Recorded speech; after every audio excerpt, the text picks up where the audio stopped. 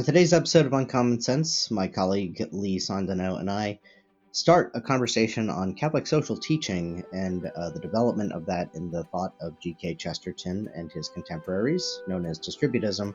This will be a several episodes long series, but today we get started with a little look into the origins of modern Catholic social thought. Stay tuned.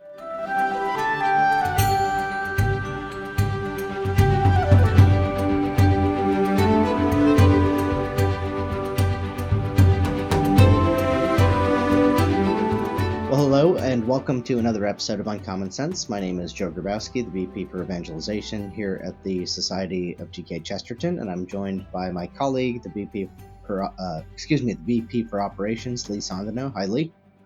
Howdy, Joe. How you doing? Pretty well, thanks. And just before we get started here, as I mentioned to the viewers, those tuning in, this will be the beginning of a series that we're doing, and we'll kind of talk about why that is on the subject of Catholic social thought, the Catholic social magisterium, and then how the thought gets developed through other thinkers such as G.K. Chesterton. But if you're interested in this content, if you think others are interested in this content, be sure to give us a like, leave a comment about it down below. Share this with your friends. Make sure if you're on YouTube, you hit the subscribe button. All those things that help us to grow this podcast. We really appreciate that.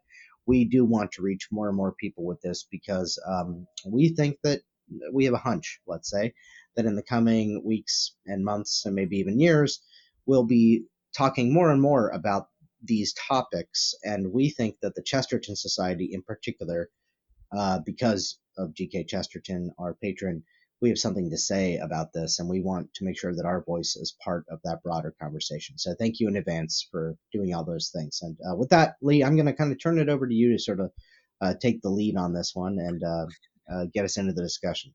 Sure. No, and this is an exciting opportunity for us, I think, just in talking about the conversation. Like you said, there's a lot of newness going on. We have a new pope. I'm in a new central office building here in Minnesota for our society. So our background's a little different. So we're excited about that. It's summer outside, Joe, in Minnesota, and that's new.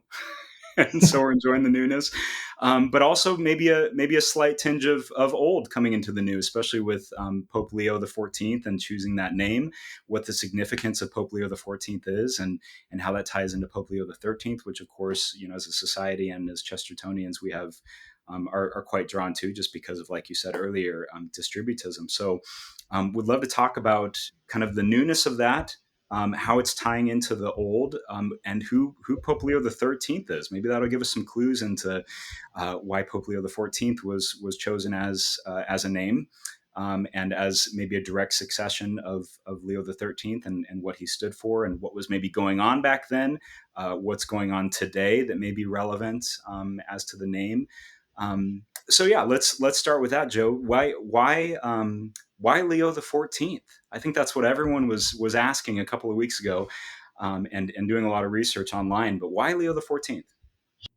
Yeah, well, so Cardinal Prevost, then Cardinal Prevost, in selecting that name, certainly, had thought about it. And this is something that, kind of inside baseball for those, especially who are non-Catholics, but even Catholics may be unfamiliar who don't follow conclaves as closely. So during that interregnum, after the death of Pope Francis, while the cardinals were meeting and having discussions, the cardinals whose names, let's say, are towards the top of the list, start to get word of that. They start to hear that their name is being tossed around, and maybe they start to think about, oh, what would I do if I get elected pope? So ideally, anyway, at the end of a conclave, it's not going to be a huge surprise. If nothing else, it takes a couple of ballots at least within the voting for the cardinals to settle upon a choice for pope. And when somebody sees that their name is in the ascendancy in the first round of voting, let's say, they can begin, if they haven't thought about it before, they can begin then to think about what am I going to do? Who am I going to choose? And so that's evidently what our current Pope, Pope Leo XIV, did. And as he expressed it, in meeting with the Vatican staff and cardinals after the fact, after his election, as he expressed it, one of the intentions he has is to sort of bring that Catholic social magisterium, that Catholic social tradition forward and address it to particular issues having to do with new technologies, arising emergent technologies, particularly so-called artificial intelligence. This has been something specifically that has been mentioned and now remarked by various news media. And so that is really what inspired Louis the 14th. But we can talk about kind of, okay, well, that just begs the question, right? Who was Leo the 13th? Right. What was he dealing with at his time, right? Yeah, and I think it's interesting too because Francis was, of course, the first Pope Francis, and then you have a new pope that comes in, and he's hearkening back to, I think it's the late 1800s, right, with with Pope Leo XIII, which, of course, for us on the society side, we know a lot about Leo XIII just because of Chesterton and some writings, but let's dive into that a little bit. What about Leo XIII? What time frame are we talking about, and maybe some historical context around Leo XIII?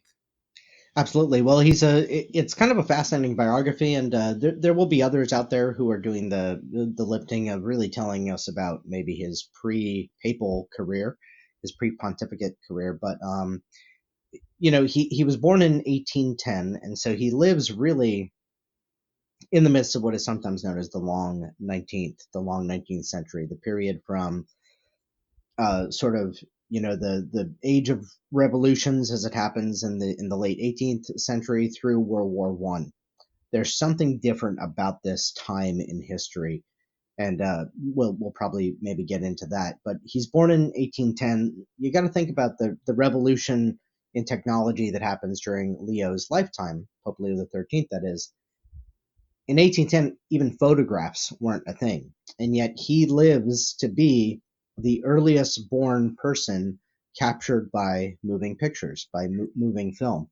I And can't wait to put a pin in this just because of what we're talking about with Pope Leo XIV and especially about AI. And now we're yeah, talking about a Pope and Pope Leo XIII that that was around before the photograph. well, exactly, Yeah, right. And he lives through really the major period of the Industrial Revolution. So, right. and we'll try to have a little clip. Maybe we could play it over while we're talking of this moving picture of Leo the 13th. Um, and so it's kind of a fascinating time. Now, meanwhile, you have all this social upheaval happening. Again, beginning at the end of the 18th century, with first the United States revolting, but then you have the French Revolution, and then you have revolutions all over the place, especially in the middle of the 19th century, the so-called age of springtime of nations, which is the year 1848. And 1848, this is also when Marx and Engels are working on the Communist Manifesto, and this is when Charles Dickens is writing things like Hard Times in Bleak House in England about this new kind of industrial wave, and this is also when you experience a huge blight of potato crop and famine in Europe, and which leads to a wave of immigration into the United States. So, if you're not a student of history, you can really miss kind of just how revolutionary this period was. But by the time of the conclave that elects Pope Leo the Doesn't 13th, sound like our day and age at all, by the way. yeah, right, you're right. Sounds pretty calm. Well, yeah, exactly. I mean, if anything, yeah, this is a very chaotic age in which we live, and sometimes we can think it's the most chaotic ever. But I think to have lived through that time, again, just to be born when there's no such thing as photography, and then to see movies happen within your lifetime, at least silent moving pictures, what a mind shift that would have Total been. What shift. Yeah. a total paradigm change. And so by the time of the as I mentioned, the conclave in 1878 that elects Pope Leo, a lot has changed not only in culture but also at the Vatican. So with his predecessor, who was the longest reigning pope ever, maybe apart from Pope Peter, if you just count him in the list.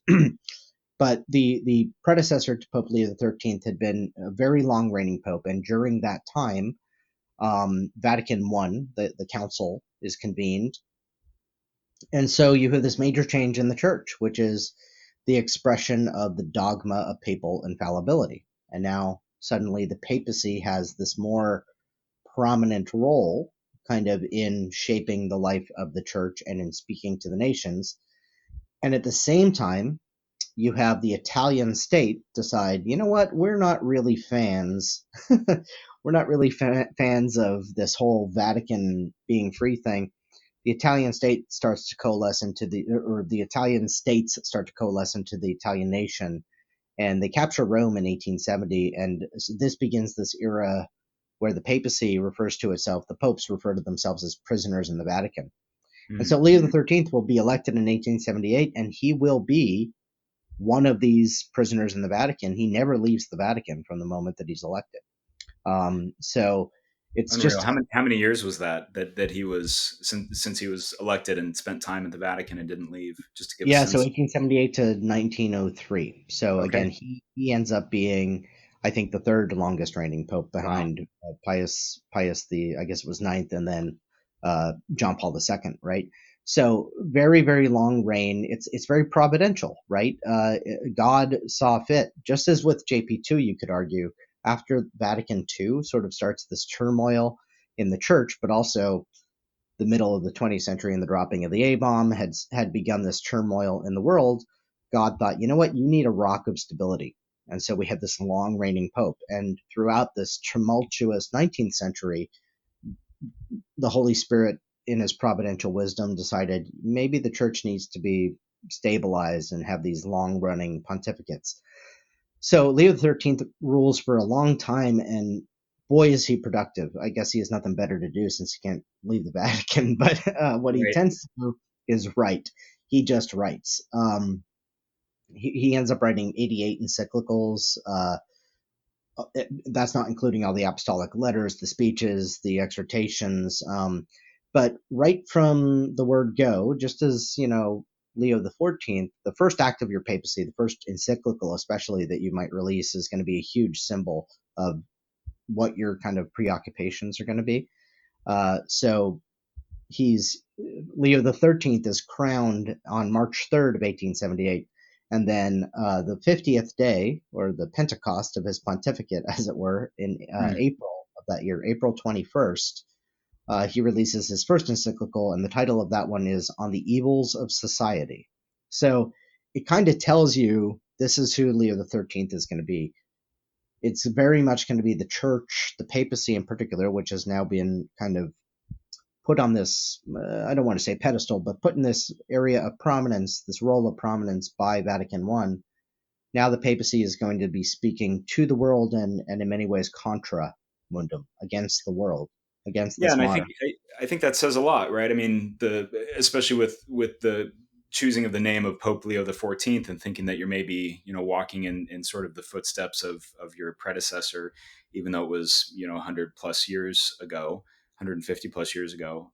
It may say something to what we're seeing today. A lot of people are interpreting there's a lot of instability, not just within the church, but across societies in general. And maybe this is an opportunity for the church to then kind of lean into, maybe you're another prolific writer that we need, maybe another theologian that's coming up through the ranks and able to really define things a little more clearly for us. And not to project that into the future or into our current pope, but maybe it's an opportunity there, like you said, to set the tone for this era, for this generation.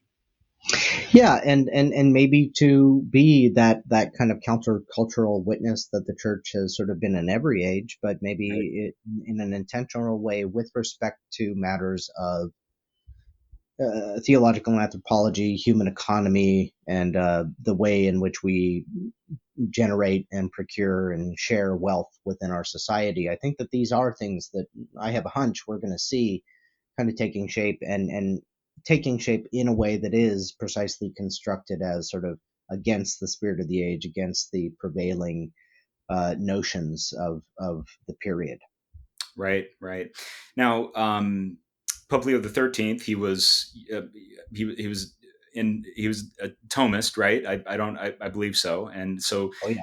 there's a lot there with that. Of course, our current Pope is Augustinian, so I don't know if there's many parallels that we can draw there, but it would be interesting to maybe take a side street on that one in our conversations over the next couple of weeks to kind of interpret what that means, with both of those just being two completely different schools of thought, right? Well, two distinct schools of thought, I would say. I wouldn't say completely different. I mean, Thomas is a Augustinian, at least in some ways, right? I mean, he's constantly quoting Augustine, but certainly distinct philosophical approaches, especially insofar as Augustinianism seems to, in many ways, kind of grow, at least in Augustine, out of the Neo-Platonist school, and doesn't have engagement with, say, Aristotle. Whereas, of course, for Thomas, he's very much recovering and utilizing the categories of Aristotle in his thought. So there are those sort of distinct approaches, but of course, when it comes to, especially I would argue, when it comes to matters of polity and when it comes to matters of government, I think that's where Hmm, I would say that's where St. Thomas Aquinas is most firmly ensconced in and indebted to the uh, the heritage coming from St. Augustine, got it. city of Got it. God, and um, that kind of thinking. So now that's just my opinion. Maybe another Sure. different Thomists would disagree, but Leo the 13th, as you mentioned, he was certainly very much a Thomist. As a matter of fact, he's the one who really kind of says that uh, Thomas Aquinas is going to be the theologian of this age of the church. He's not Hmm, really saying for all time or whatever, but he's saying in this period, Thomas Aquinas is going to be given privileged place of theology, particularly in the teaching of seminarians and in the formation of priests, and that comes to have a massive impact on the 20th century of the church. That wow. kind of Thomistic shift. So we have this first encyclical from Leo XIII on evils of the society, right? That really sets the tone of his pontificate. Coming right out of the box there, cracking on a fantastic title for a first encyclical, but not his most famous encyclical, right? I would say probably his most famous one, and we're gonna dive into that a little bit, is Rerum Novarum, right? And so, what's the I guess so. Jumping from On Evils of Society to Rerum Novarum, what does that look like in that history there? Of course, we know that he's locked up in the Vatican. He's writing a lot of encyclicals in a row. Was it uh, was it something that just came naturally? Was it in response to something else? Kind of what's maybe the genesis of Rerum Novarum in and of itself. Sure. Well, yes to all of the above. It's definitely naturally springing from kind of a necessity of the time, but it's also just sort of the natural progression of Leo's thought. So I'll kind of address both of those. First of all, the title, the Rerum Novarum. I have a little bit of a bugbear about this, in part because I studied in seminary, studied theology, read this encyclical, and nobody really pointed this out to me, that because I had taken Latin and I knew just enough Latin to be dangerous and to get things wrong, and so I could parse the words rerum novarum, res novum, or res nova. That just means a new thing, and so you would think that that incipit of this encyclical means on new things. Hmm.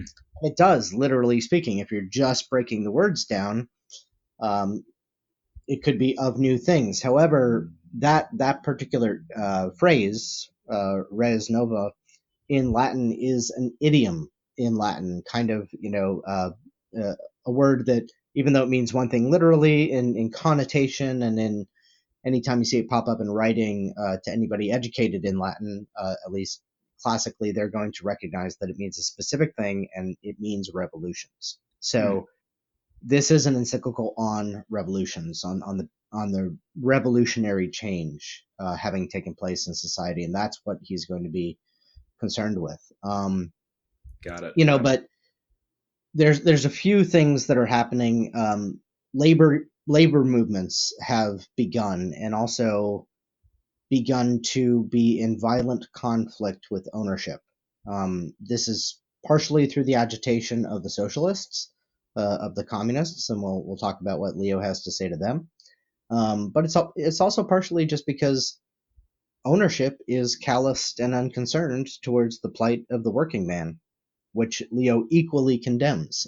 So while he Hmm. will condemn socialism in this, he equally condemns that kind of capital ownership and way of conducting business that is unjust towards the working man, or unconcerned with his struggles. And all of this is kind of coming from, of course, the Industrial Revolution, changing a lot of the structure of how workers are doing their work. They're moving from farm and field to city and to mass production. I mean, so of course, a lot of just the change in the way that people are working had a lot to do with kind of the lineup of, okay, now we're having to think about workers. Now we're having to think about fair wages. Now we're having to think about conditions of work and things like that. I can't help but think of some of the parallels that we have today, with even our Right. current technology of thinking we went through this huge industrial revolution, in the late 1800s, and now we're coming into this, artificial intelligence sort of revolution ourselves of what does it mean to now be a worker in the kind of the post information age, right? Right. And the church is just sort of socially, because of sort of the accidents, or if you want to maybe refer to it, the serendipities or the providential waves of history. The church is, well, first of all, by mission and by calling, the church is on the side of the poor, but the church was also just demographically sort of in the position of very often being alongside this new poor, right? Because it is a new poor, a new poverty, a new kind of lower working class, and kind of indentured servitude almost that arises at this period for various professions. And in many places, again, just because kind of the accidents of history, they tend to be the Catholics, right? So Cardinal Manning, for example, because England, sort of the ruling class, the educated class, the upper class, the ascending class, they stole all the wealth from the Catholics at the time of the Reformation, right? So you have a few recusant Catholics who are still wealthy and landowning in England, but for the most part, they're Protestants, right? And so the people that are going into the mines, the people that are working at the docks, working in the fluff factories, things like that, um, a lot of them are going to be of the Catholic faith, and that's where a lot of these priests parishioners are going to be. And so Mm, one of the influences upon Leo the 13th is going to be Cardinal Manning, who also is a major influence on Hilaire Belloc in particular, and then kind of by extension on G.K. Chesterton. So you have to think about that too. Just that Pope Leo, in looking at this situation, is kind of hearing, especially I would argue, from bishops in the Anglosphere, in England and in the United States. These are who, these bishops' flocks are the poor working man who is being ground down by this new system of capitalism. And therefore, because they're being ground down by this new system of industrialized labor, they are susceptible to the evil lies of the socialists. And sure. so, again, it's sort of that both and. We're gonna probably in this episode further, and in the future episodes in this series, we'll definitely have some harsh things to say about a certain way of practicing capitalistic economy. Um, And this you certainly always wasn't the want first. to listen Oh, for go the both end, though. That's my point. Just listen for the both end, because right. and if you take that soundbite out and you just post it online, then people are going to say, "Oh, you're a socialist." Well, no, hardly. This is the thing. You have to be able to kind of find that third way of speaking about these issues. Sorry, Sure. I cut you off.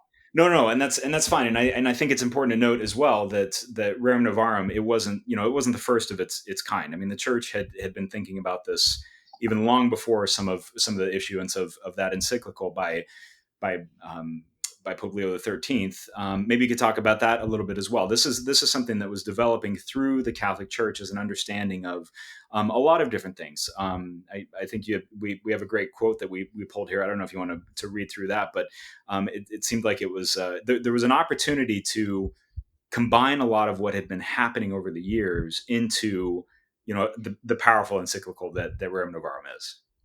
Yeah, exactly. So the beginning, towards the very beginning of the encyclical, Pope Leo XIII writes, "On former occasions, when it seemed opportune to refute false teaching, we have addressed you in the interests of the Church and of the common weal, and have issued letters bearing on political power, human liberty, the Christian constitution of the state, and like matters." And so there's sort of a preamble, and viewers, We've been doing listeners, this before. We've been doing this. You haven't been listening.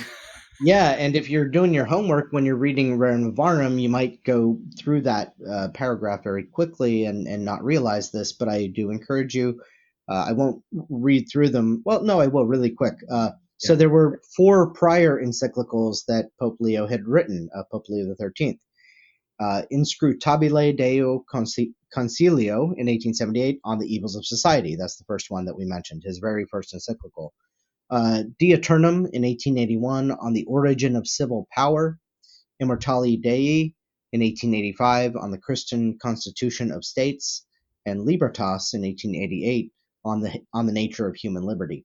And these are precursors to the present encyclical, precisely called out by Pope Leo XIII in the first paragraph.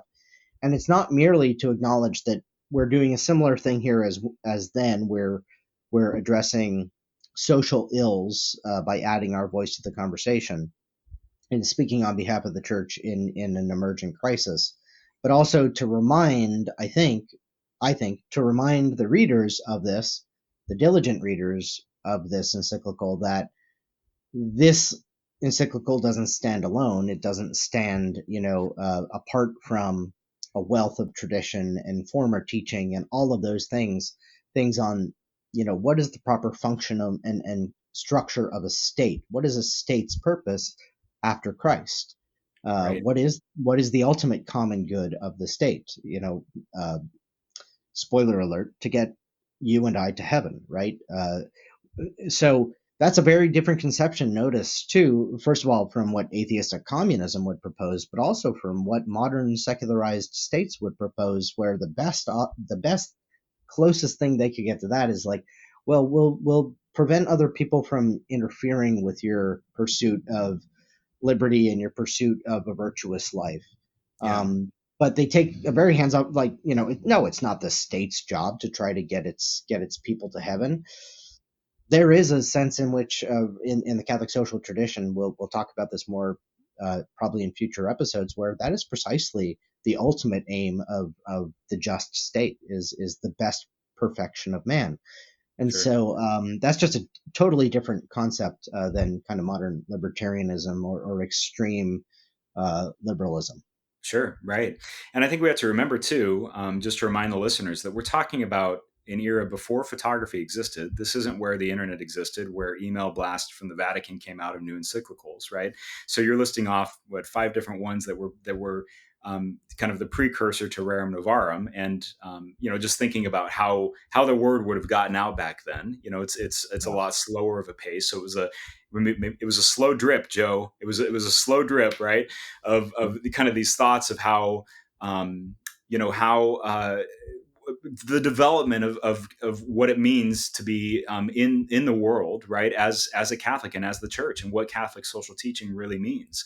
And you can see it through its development through those earlier encyclicals, and then of course we're gonna, I think, maybe dive into Rerum Novarum here, Yeah. as kind of the kind of that main sort of culmination, like we said, and maybe a more lasting document just because of its breadth and its depth, and its detail. So again, like you pointed out, um, not prohibiting the all of the other encyclicals that came out. It was the same message, right? It was just tied together a little bit differently, but it really is, I think, a masterpiece, right? So maybe we can talk a little bit about Rerum Novarum. So let's Yes. start a little bit with you said it's sort of an idiom there of revolution, but maybe talk about what's the subtitle of Rerum Novarum. What is it really trying to get after, and some of the dates around that as well. Yeah, well, before I get to that, just one quick thing based on what you noted there, which is that news doesn't travel that fast back then, and then as into the 20th century, whether you're talking about Humanae Vitae or whatever it happens to be, there, one of my old theology professors joked that if you want to keep something a secret, write it in a papal encyclical, right? It's a great place to hide information because nobody's going to read it, right? And that was sort of, yeah, that's the Hmm. prevailing wisdom, especially back then, and especially again in the Anglosphere, which is in many ways a target audience of this. And yet, while he had written those former things, I think those former things in many ways just resonated in the tenor of papal pronouncements in this 19th century, where papal infallibility. So there's this sort of Mm. contra mundum, we're complaining about the state, we're complaining about secularism and secular governments, and they stole our lands and all this other stuff. And it was very easy for even Catholics to very, very much tune this out. Not Sure. so Rerum Novarum. When Rerum Novarum lands, it is taken up. Sections of it are reprinted in newspapers in native languages. It's a bomb. It Mm. drops into this cultural, and part of that is again just because sort of the tensions between labor and capital had grown to kind of a fever pitch by this point, but also the practicality and the real nitty gritty way that this talks to the issue. And so the English translation of the title, we go with Rerum Novarum on revolutions, but another common title for the encyclical, which is even acknowledged in a footnote of the piece, is On the Condition of the Working Classes. Mm. And so this is the church that cares in a very particular way about the poor, really kind of addressing uh, the plight of the poor. Very specific, right? I think you look at the titles of those other encyclicals, on the evils of society, very broad, on the origins of civil power. You're talking about these really kind of large things that are being boiled down. But when you talk about on the condition of the working classes, I think people's, they start to tune in a little more clearly. Wait, that's me. That can absolutely be me. And maybe that had something to do as well with kind of the effect of Rerum Novarum when it was first released and why it was being republished so frequently, just because it really was talking to specifically, to these groups where some of these other ones may have been interpreted as talking more broadly.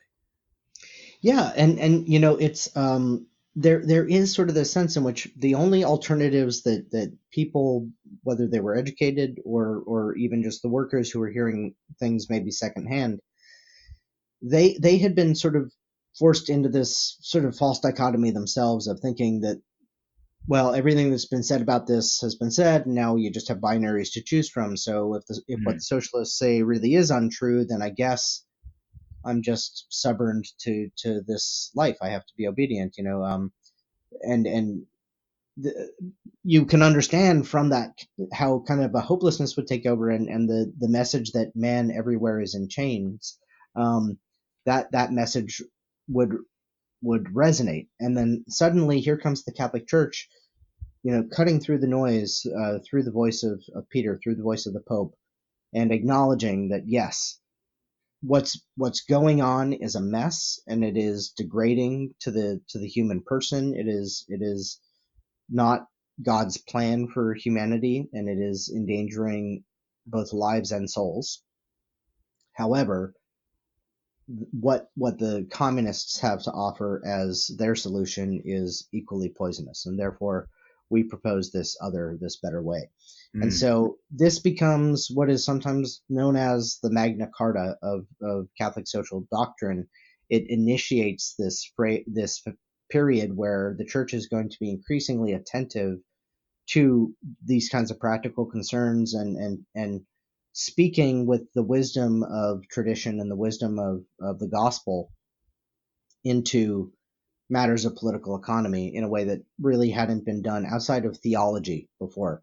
This is so why do we speak about this being kind of a big revolution? Because a lot of these topics were left for the work of the theologians, Thomas Aquinas, people like that. And while yes, they're doctors of the church, even what they have to say, as seriously as we must take their opinions, they ultimately resolve into that opinion. This is Sure. opinion. Now we have church teaching. Now we have a magisterial guide, even though, yes, a lot of this will ultimately resolve in prudential judgment, but we have a authoritative voice telling us this is the way properly to form the values with which you approach these questions. And that's a huge contribution, and one that I think we have yet to take seriously enough, as sons and daughters of the Yeah, church. no, absolutely. And so, just to give a frame of the time frame here that we're talking about, so May 15th, 1891, right, is when Rerum Novarum was written, and it's so successful that we're still even talking about it today. Yep. and it's anniversaried by even later popes, right? So we're even today looking at the anniversary of when this was first released, as I guess May 15th. So it was about a half a month ago or so. I'm still revisiting this text, right? Still looking through the text and diving into it and seeing how it's applicable to our lives even today, which I think is utterly incredible to think about, especially when you're talking about a document that's 130 plus years old. Yeah, and nearly every anniversary after the 40th gets marked. So you have the 40th anniversary quadragesimo anno, which we talked about the confusion of translating Rerum Novarum. There's no doubt here.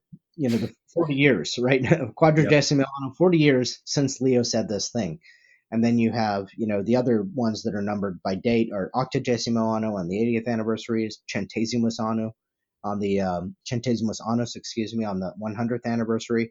But you also have others interspersed therein. I can't remember whether it's Solicitudo Rei Socialis or Laborum Exercens by JP2, but one of those falls on the 90th anniversary. You have other ones that are maybe, if they're not precisely on the anniversaries, they're definitely kind of seeing themselves as part of this tradition.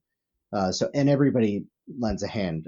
I think the only pope after Pius XI who writes Quadragesimo Anno, uh, the only pope that doesn't kind of throw his hand into this is Pope John Paul I, and that's Mm, for understandable reasons. He didn't really have time for much right. in his short reign. So it's just a remarkable thing that the Catholic social doctrine has become this body of thought, so much so that we even have, we'll certainly recommend this, the compendium of the social doctrine of the church, which is kind of a Right. one-stop shop where Fantastic document. Yep. consider all of this magisterium and the wealth of the theology and church teaching that has gone on in the past, uh, you Yeah. know, And maybe century. we'll make sure to link some of these things for people in the show notes as well. But just thinking in this time frame, we're talking 1891. When this is released, there's a lot of civil unrest. I think we're in the middle again of the Industrial Revolution, which is changing a lot of life as we know it. What are some of the key principles that are addressed in Rerum Novarum? Where is this hitting? What is the focus of it, at least initially, and then I think we're probably going to get to the conversation, of Chesterton as well, and Belloc and others, and how they're kind of keying in on distributism from this document as well. But what are some of the key principles, first and foremost, of Rerum Novarum? Um, so in many ways, you could say all of the major themes of Catholic social thought are here, at least in inchoate form. So the doctrine of the common good, the universal destination of good, the preferential option for the poor, all these things, which we'll maybe systematically treat of in the future, are there. But really, the fundamental issue that Pope Leo wants to talk about is that revolutionary change has occurred. He says that the hiring of labor, the conduct of trade are concentrated now in the hands of comparatively few, so that a small number of very rich men have been able to lay upon the teeming masses of the laboring poor a yoke little better than that of slavery itself. Hmm. He is speaking about industrial capitalism there, by the way. Yep. It frustrates me to no end when I hear Catholic social thinkers or Catholic commentators referring back to this encyclical and beginning with, well, what's its main point? To condemn communism. That's so simplistic, and it just misses the point. He first of all condemns the prevailing system. But Yep. then, as he goes on, he says that what the socialists have to offer in response um, not only hurt the working man further, but also violate principles of justice. So he says they rob the lawful possessor, distort the functions of the state, create utter confusion in the community. And he says that the denial of private property, in particular, strikes at the interest of the wage earner. So he's not necessarily saying that wage relation is an ideal, but he says, given that most people right now are dispossessed of any kind of productive property or other wealth, the only way they're going to get to productive property, an ownership over some means of production or means of private economy is through the ability to earn wages and save them. And so getting rid of the wage system as the communists would propose and just pulling everything and putting it in the hands of a state is not the solution. And so Leo basically cuts through this, that capitalism has concentrated wealth in the hands of a few who have basically put on everyone else a yoke little better than slavery. What socialism has to offer is not only injurious to the very people that it pretends to help, but also it is in violation of principles of justice and perennial principles of right reason and the way that the state should operate. And so he offers a middle road, as it were, solution. He basically says that the state does have a role here. The state is by protecting private ownership, first and foremost, against the attacks and the vagaries of the communists. So private ownership, he says, must be held sacred and inviolable. However, the law should promote ownership to be as widespread as possible. And in that quotation where he says that, this is just sort of a preview for those tuning in. Right before he talks about this is where he says it's in the prerogative of the state to act towards every class. This means both ownership and labor with strict justice, and particularly that form of justice which is called distributive. Hmm. And it is from the word distributive justice or the category of distributive justice that distributism or distributivism comes. So it has nothing to do with the distribution concretely. It really has nothing to do with the distribution of wealth, the redistribution of wealth. It has to do with the category of distributive justice. And what does distributive justice mean? It means that the community has obligations towards the members of a community. If I live in a community that has a common good to which I must contribute, and I do contribute by my labors and by my very presence, I also then have a share in and share of that common good. And it should You also, have a stake in it. You have a stake in yeah, your neighborhood, right? it should Right. reward me too. It should be of benefit to me to live in this community if I'm going to serve this community. And so it's really not that complicated of a concept, but it is so greatly misunderstood. And so that notion of the practical way of getting out of this morass that they found themselves in the late 19th and early 20th century being not socialization of wealth and ownership of property in the hands of the state, but also neither ownership of all the productive property in the hands of the few, which Leo XIII and others, Chesterton and Belloc following him, would condemn, but rather that every man have the ability to have some small share of productive property for himself. And it is that productive property that's important. This isn't talking about, having, being able to own uh, Adirondack chairs, right, on your and put them on your porch. That's not what this is talking about. This is As talking nice as about, that is. as nice as that is, and of course, yes, you have right to that use, but this is specifically ownership.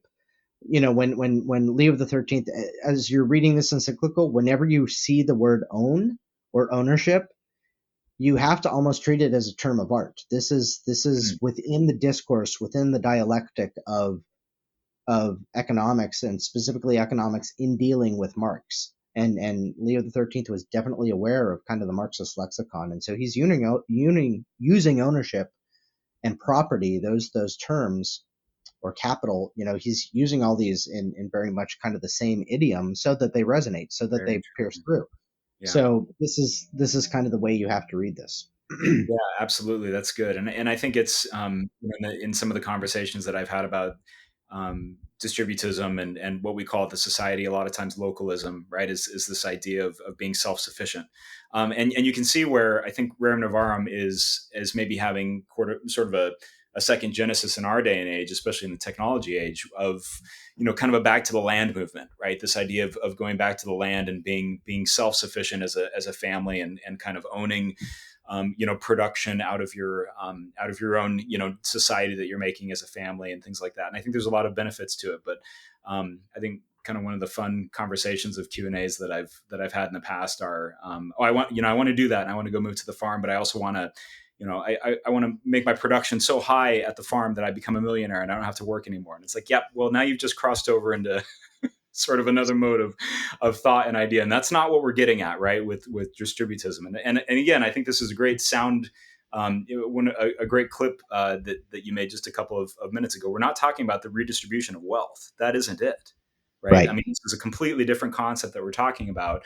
And we're also not talking about the concept of being self-sufficient to where everyone can own their own business to become their own millionaires to then, you're getting into this cycle again of kind of this capitalistic sort of mentality of who's the richest and things like that. So again, it's funny how it always gravitates toward this kind of competitive nature, and I think that's a very American thing probably too. But this sort of competitive nature. But that's what's so great about this document as well, is it speaks specifically to that. It talks about the wealth of owners becoming masters of their own labor, essentially, right?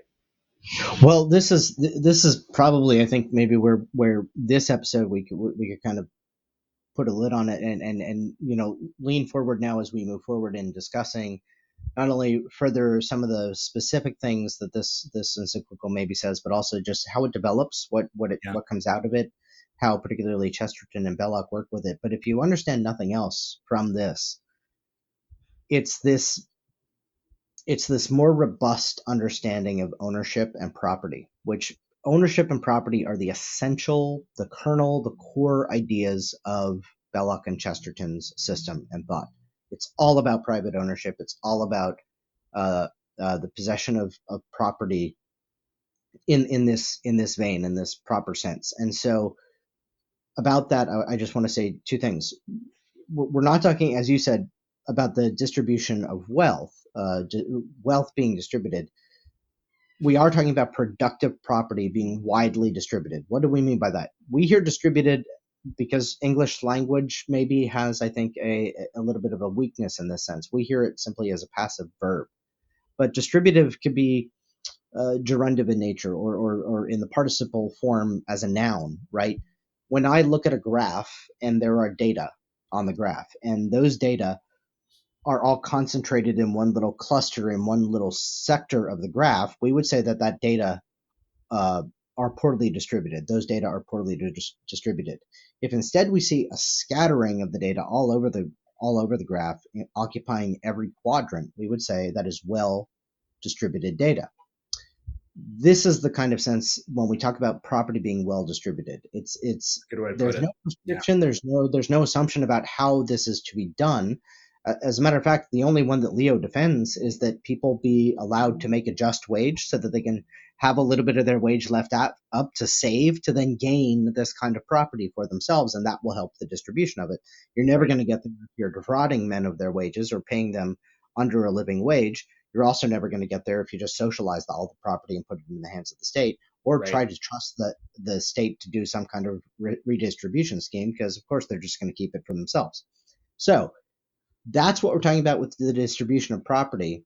Ironically, wealth, the whole point of this is that you distribute property more because Leo says that this leads to a diligence and a pride in the generation of wealth, and it Right. will lead to the growth of more wealth. And I do think that this is where capitalism as a system wins out over communism.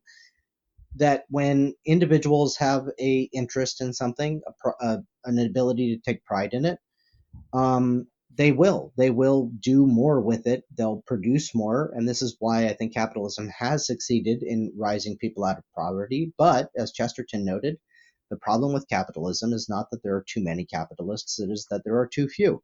Too few of the people of the society are of the capital owning class, right? So you want to generate wealth by this wider distribution of property. Ironically, once the wealth is generated, then it becomes a matter of, in Leo's thinking, it becomes a matter of divine law Mm. considering what you do with it, right? Because Right. if it's not productive, if it's not something that you can actually then further benefit society with, you're only allowed a certain amount.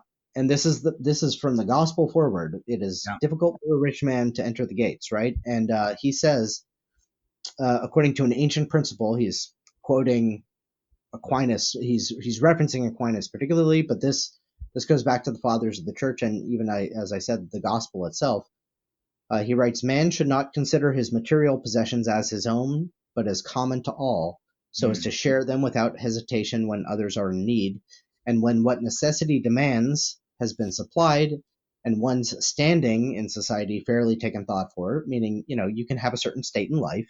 If you have to have a tuxedo to be the Knight of Columbus or whatever, you can have enough to buy a tuxedo. That's not a luxury at that point. But once those things are taken duly account for, it becomes a duty, Leo says, to give to the indigent out of what remains left over. And Yeah. that idea of the common destination of goods and stuff is something that we're going to need to keep reminding people of, because that's part of this critique that Leo makes that I think uh, almost everybody forgets. No, that's fantastic. Lots to unpack. I think it's going to be a really exciting conversation going forward. Let's maybe save that for next time for sure. We've unpacked a lot, gone through the history of Pope Leo XIII and why that. We're going to touch on why that might be significant in the coming weeks as we talk about Pope Leo XIV and what that might mean for his papacy.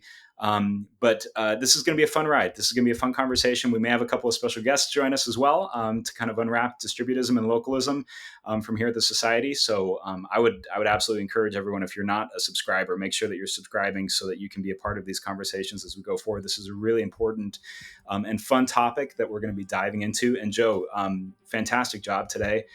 Thanks for giving us a little history lesson on Rerum Novarum, on Pope Leo XIII, and all of the history of Vatican I. Really appreciate your time. It's been an absolute pleasure. As you can tell, I could go on all day about this. Yep. Absolutely, and we will. We'll put it into smaller chunks for people to dissect with us. But yeah, really looking forward to future conversations, and we'll continue to unwrap what it means to be a distributist and localist in this day and age, and what that means for the future, especially when it comes to kind of our new industrial revolution of artificial intelligence. So stay tuned for that. All right. God bless.